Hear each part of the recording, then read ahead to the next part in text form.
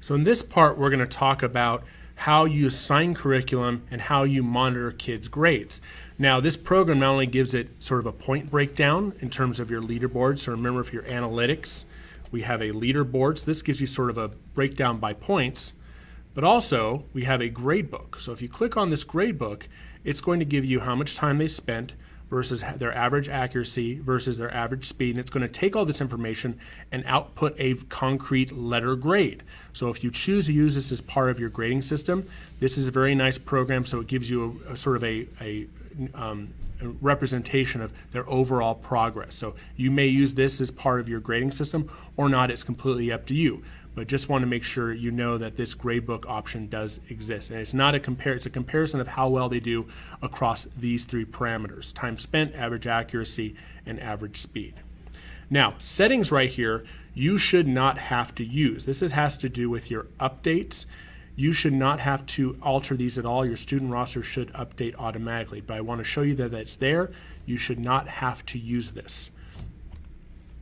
Now, I want to go over here to these three dots over in the right-hand corner. These three dots give you a couple options. You can add a teacher, which I don't recommend. You can export students as a file. You can create typing certificates, so if when kids accomplish something, you can print out a certificate, which would be a nice reward. But also you have these digital citizenship certificates, and that digital citizenship is one of the curriculums that they have in class. Do not delete a class, especially one that is pushed out to you. If you do that, you're going to lose your information. Now, let's talk about assigning curriculum. First off, you have to go over to students.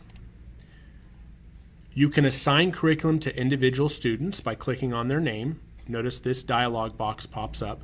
Or, most of the time, you're going to assign it to the entire class. So if you want to assign a curriculum to the entire class, all you have to do is click on this box. It's going to click all your names, and you have this information right here. And you're going to click on curriculum. If you click on curriculum, first off, it shows you all the students who are going to get this curriculum, and then you have all the curriculums that you can access. So you can explore these. What I think is going to be very important, especially for our elementary students, is the digital citizenship curriculum. So you can click Assign All, and all of your students would get this assignment. This is the one they would have to complete.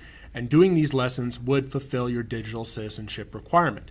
You can also assign your own experience points. So remember that leaderboard that we have?